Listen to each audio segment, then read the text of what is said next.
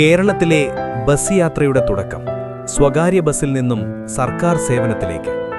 കേരളത്തിന്റെ ഗതാഗത ചരിത്രം പറയുമ്പോൾ ഒരു നൂറ്റാണ്ടിലേറെ പഴക്കമുള്ള കഥയാണ് നമ്മൾ ഓർക്കേണ്ടത്.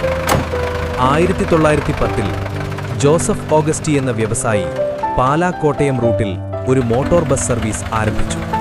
ഫ്രാൻസിൽ നിന്ന് കൊണ്ടുവന്ന ഒരു തോർണിക്രോഫ്റ്റ് ബസ് ഉപയോഗിച്ചായിരുന്നു ഈ സർവീസ്.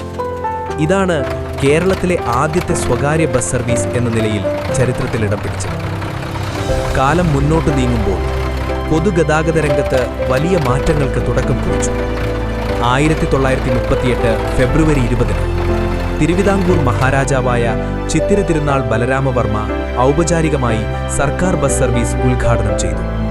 ഇത് നടപ്പിലാക്കാൻ ആശയം മുന്നോട്ട് വച്ചത് അന്നത്തെ ദിവാനായ CP രാമസ്വാമി അയ്യരായിരുന്നു.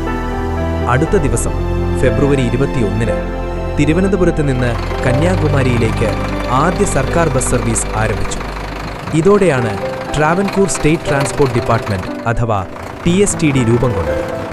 ഈ പദ്ധതിയുടെ ഭാഗമായി ലണ്ടനിൽ നിന്നുള്ള ഗതാഗത വിദഗ്ധനായ EG സാൾട്ടർ ഗതാഗത വകുപ്പിന്റെ സൂപ്രണ്ടായി നിയമിതനായി.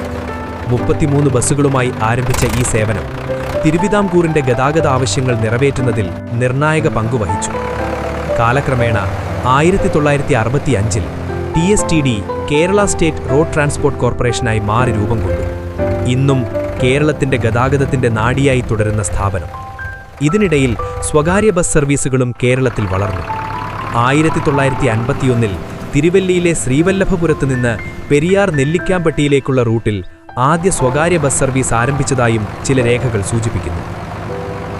ഈ വീഡിയോയിൽ പറയുന്ന വിവരങ്ങളിൽ എന്തെങ്കിലും തെറ്റുകൾ കാണുന്നുവെങ്കിൽ അഥവാ നിങ്ങൾക്ക് കൂടുതൽ കൃത്യമായ ചരിത്ര വിവരങ്ങൾ അറിയാമെങ്കിൽ ദയവായി കമന്റ് ബോക്സിൽ പങ്കുവയ്ക്കൂ. നിങ്ങളുടെ അഭിപ്രായങ്ങൾ ഈ ചരിത്രം കൂടുതൽ സമ്പൂർണ്ണമാക്കാൻ സഹായിക്കും. ചരിത്രാന്വേഷകൻ Rasheed Thozhiyur, Fusion Flix Media. ചരിത്രപരമായ അറിവുകൾക്കായി ഞങ്ങളെ പിന്തുടരും.